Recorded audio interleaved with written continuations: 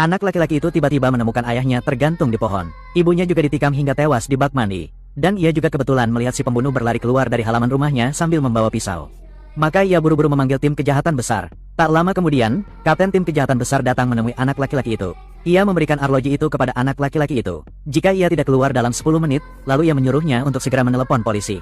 Setelah berkata demikian, Lao Liu segera mengambil senjatanya dan berjalan menuju rumah si pembunuh. Saat itu, si pembunuh Li Guokun baru saja pulang. Ia dimarahi oleh istrinya yang memelototinya seperti ikan mati. Mengejeknya karena usianya sudah lebih dari 30 tahun dan masih belum menghasilkan uang, lebih baik mati saja. Saat itu, Li Guokun buru-buru tersenyum. Ia berkata bahwa hari ini ia telah membunuh sepasang suami istri untuk orang lain. Ia mendapatkan 300.000 sebagai ganti rugi. Apa kau mengalami serangan lagi? Apa kau paranoid kali ini? Kenapa kau tidak bilang saja kau orang terkaya? Dasar tak berguna. Setelah dimarahi istrinya, Li Kukon langsung mengalami serangan. Dan saat itu, istrinya melempar sapu tangan yang bisa meredakan sakitnya ke tanah dan menginjak-injaknya. Itulah satu-satunya peninggalan ibunya, dan hanya sapu tangan inilah yang bisa menahan penyakit mentalnya. Ini menimpa dirinya sendiri, kurang dari sebatang rokok. Li Kukon membunuh istrinya dan menjejalkannya ke dalam bak mandi. Mengapa kau memarahiku? Mengapa kau menginjak-injak sapu tanganku? Sapu tangan peninggalan ibuku, dan kau menginjak-injaknya seperti itu. Ia berniat mencabik-cabik istrinya dan membuangnya ke saluran pembuangan. Namun, pada saat itu, tuan tanahnya tiba-tiba menyerbu masuk ke dalam rumah. Tanpa sepatah kata pun, ia ingin membunuhnya untuk membungkamnya. Bunuh dia untuk membungkamnya sekarang.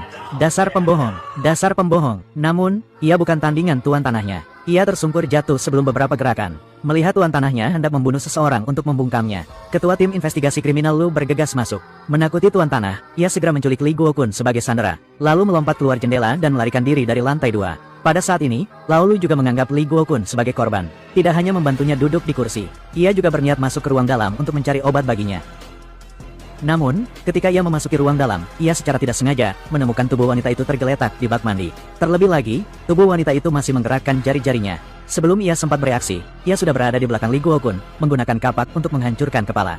Melihat Lao Liu tidak keluar selama 10 menit, anak laki-laki itu segera menelepon kantor polisi. Ketika polisi tiba, Li Guokun dan istrinya terluka parah dan tidak sadarkan diri.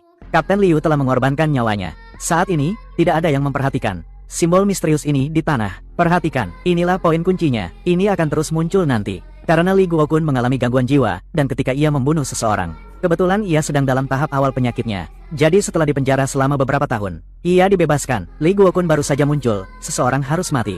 Benar saja, keesokan harinya ia dibebaskan dari penjara. Dua nelayan sedang memancing di tepi sungai. Kemudian mereka menangkap sebuah koper di sungai. Keduanya mengira telah menangkap emas. Ketika mereka membukanya, mereka menemukan mayat wanita di dalamnya.